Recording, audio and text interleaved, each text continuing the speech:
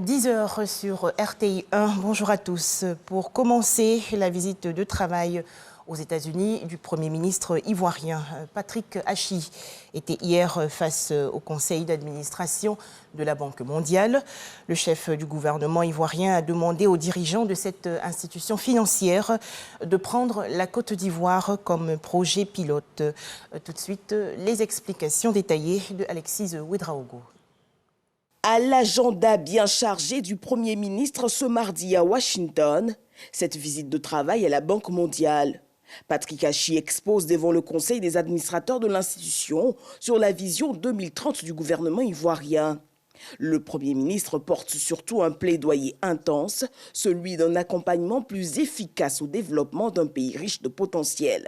La Côte d'Ivoire a su assurer une transformation socio-économique, assurer une unité et établir une vision sur un nouvel horizon. Nous voulons continuer cette dynamique extraordinaire et nous voulons même l'accélérer. Nous voulons aller plus avant pour donner à notre pays et à nos concitoyens le pays et la vie qu'ils méritent.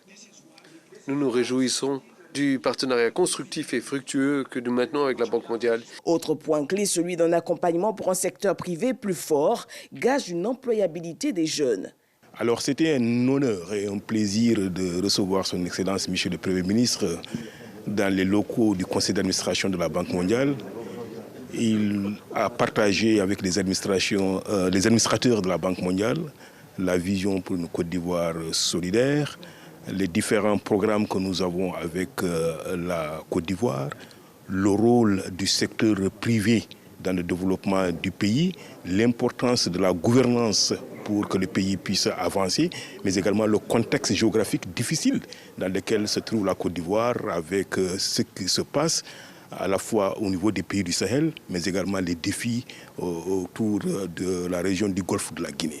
Nous avons énormément appris au cours de ces échanges avec son Excellence Monsieur le Premier ministre. La Côte d'Ivoire, certainement, c'est le moteur de la croissance dans l'espace géographique de l'Afrique occidentale, mais je dirais même au-delà que par conséquent, nous allons renforcer davantage notre coopération à la fois technique et financière avec la Côte d'Ivoire dans les années à venir. Et l'offensive diplomatique, elle se poursuit, mobilisée pour la destination Côte d'Ivoire. Les femmes leaders politiques issues des 4 pays de l'Union du fleuve Mano, dont la Côte d'Ivoire, ont partagé il y a quelques jours leurs expériences politiques. Il s'agit de l'Académie du réseau des femmes émergentes en politique. Cette rencontre initiée par le National Democratic Institute, le NDI, est à sa 2e édition. Plus de détails dans le journal de 13 heures. La Côte d'Ivoire très active dans la lutte contre la drogue. Les élèves du 1er et du 2e cycle de San Pedro, ville située dans la région sud-ouest du pays, ont participé récemment à une campagne. Il s'agissait de dire unanimement non à la drogue.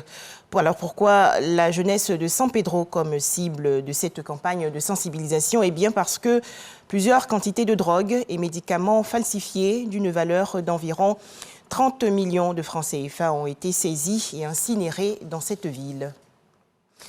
En images, l'actualité hors de chez nous et direction la Centrafrique où le dialogue de réconciliation avec l'opposition non armée et la société civile va se tenir du 21 au 27 mars prochain.